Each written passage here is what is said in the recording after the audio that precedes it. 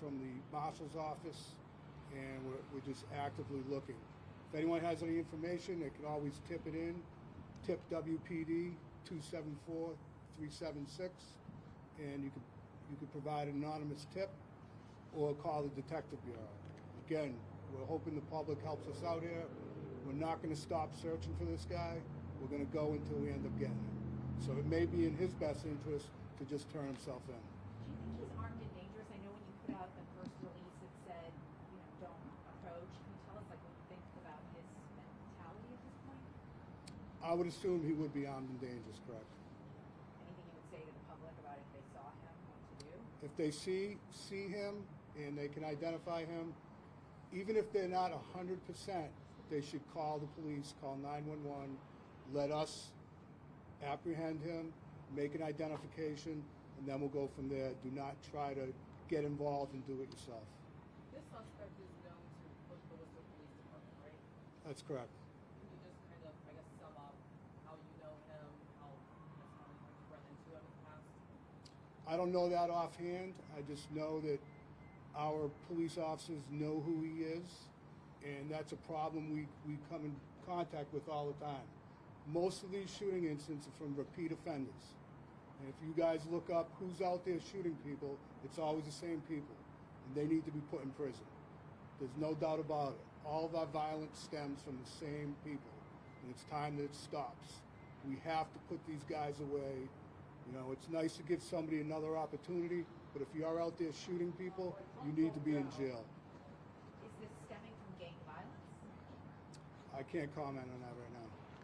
The other suspect in this case who was arraigned yesterday, you guys found him at a mobile gas station in town, but the last thing that they said in court was that he was in Connecticut. Can you tell us what brought you to that mobile station? We can't get into the investigation right now as far as how we're locating people. Are you preparing for any type of retaliation?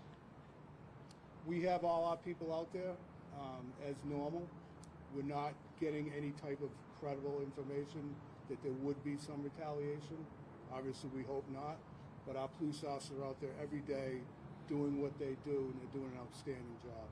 Could you explain how widespread this search is, what the radius is? We're talking about Hartford, from Worcester. How many departments, how many municipalities are aware of this search? And if you could give kind of an area of how widespread the search is. I can't give a direct perimeter, but wherever information leads, we're going. Doesn't matter where it is. We are going to keep going until we find this person.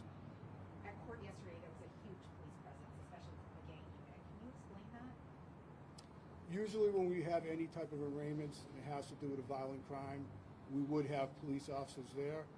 Right now, since we actively are out searching for this person, we have to put who we have available to go into the courthouse to make sure there's no problems.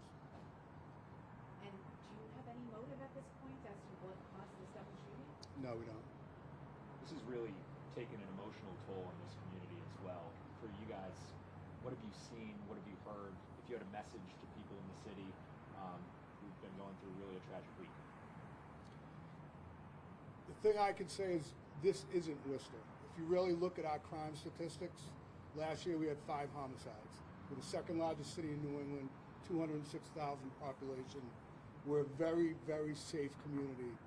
And this happened, and we're going to put an end to it by apprehending the second offender. And can you just kind of talk, I'm sure you're probably a father or have children in your life in some way, an 11-year-old girl to be a victim of this terrible shooting, 30-something bullets in the car. It definitely hits home. I mean, all the officers investigating it have children as well. So it is a very traumatic event, not only for the family, but for the police family. And we have to offer counseling and whatever we need to do to make sure our officers are healthy. Anything else that we missed that's important?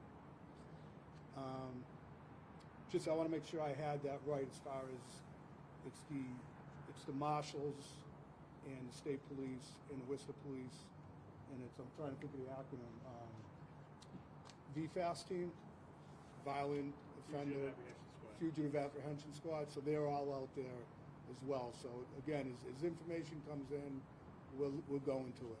Is there reason to believe he's still in Connecticut? believe it or not, a lot of these people, when they commit a crime in the city, there's not really many places for them to go. So oftentimes they'll leave, they'll come back, whatever.